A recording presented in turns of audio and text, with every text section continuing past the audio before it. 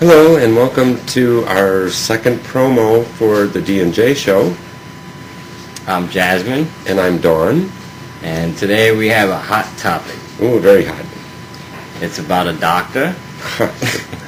So she says. So-called doctor. Yeah. And they were talking about transgendered people. Yes. No, she's an MD, and her initials are MM. We can't say the name, and we want to. I don't know why. Is it a woman doctor? Yes. Okay. Miss Moronic. I'm not sure if she's a woman or a transgender, but I'll research more into that.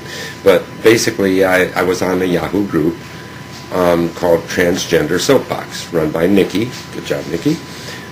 And this doctor laid out these ridiculous things about transgender. Well, we only have a short time, so let's get into the real topic. Okay. Okay, what was the one that most offended you as a transgender person? Oh, that's hard. But I guess it would be the fact that she kind of alluded to transsexuals being put here, transgender being put here by God or by evolution to be some form of birth control device for heterosexual males to use us as a sexual object for their own gratification so that they won't produce more babies. Well, I thought that's what sheep were for. Yes. Well, only if you dress them up in stockings and garter belts. Well, that had to be the most asinine thing I ever heard. That's totally ridiculous. Yes. But there was more. Yeah, the other thing was that being transgendered or homosexual is a disease. Is a disease. Mm-hmm. Yes. But we have a disease. Now, imagine that going out to the general public and them hearing this. It's like, whoa, lock up the kids. Dawn or Jasmine are coming over. They might get the disease. They're contagious. I mean, a disease. Thank you very much. This is a doctor. An MD, correct, yes. Oh. Well, what happens if I go get a shot? Would that clear up my transgenderism? I guess so, yeah. T no more. It's out on the market soon. T no more.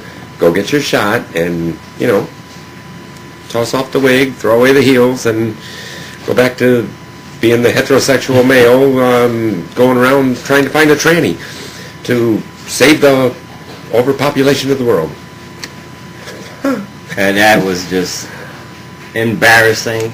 Yes. And I can't believe that that's an actual medical doctor that would say something like that. I know. And there was more. I mean, it's like she's talking about going out and going from your closet into like bars and clubs where other T-girls go, and you shouldn't do that. You should just go out into the mainstream public. Okay, straight from the closet, you're going to walk out the door and start going to normal places like malls and to like shopping without the proper notification. You have to go out and see things for yourself first. You just don't step right out. You have to get a comfort level going too, and you have to learn how to present yourself, how to in blend. Public, yeah. Yes. Mm-hmm. And the ways that you do that are you go to other girl groups, T-girl groups, you learn. Right. You develop a way of getting out there. That was totally ridiculous. Then she goes on to the way to present. What is your biggest fear? What is your biggest fear about getting out there? Your mom discovering you or your siblings? No. The biggest fear would be somebody you work with, somebody you know, who doesn't like you, hates you. They're going to out you. They can ruin it you're ruined. Mm-hmm. Your family knows now, your friends know, your job knows. No more family, no more friends, no more job. Ouch. Okay, not a good scene, not a good thing. And then the ways, and plus, you going out there, somebody who hates you because of what you are, you're confronted with this now, and you don't know how to deal with it. You get a bigoted or a person with hate in their heart towards what you are, what you represent, what are you going to do? You need to know this in advance. So you get out there and win. I agree with that, yeah. And then, how to present it. Said, do up a DVD or do a little letter and send it off to them. And that was totally ignorant.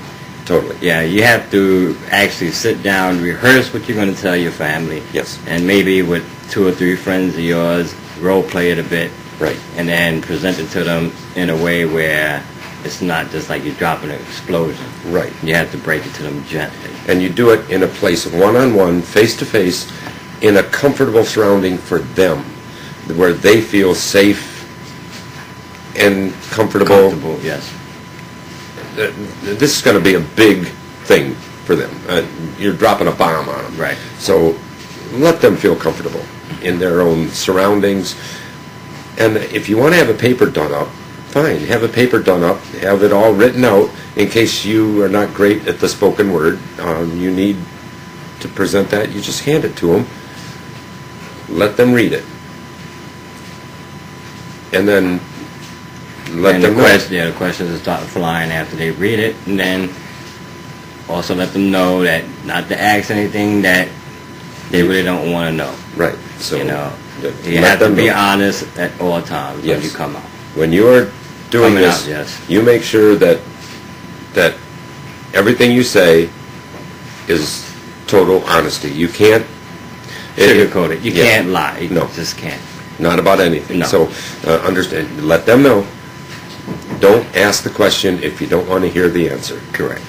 So my biggest fear about that whole thing was that they actually gave this woman a medical degree. I know. Yeah, that is really a shame. Okay, well, we only have 10-minute limitations on YouTube, so we're going to wrap it up real quick. We just want to let you know that we're at websdawn.com, and we do a show on transgender issues, tips, all kind of different things, and we're looking for entertainers to come in, and just come check out our show at websdawn.com.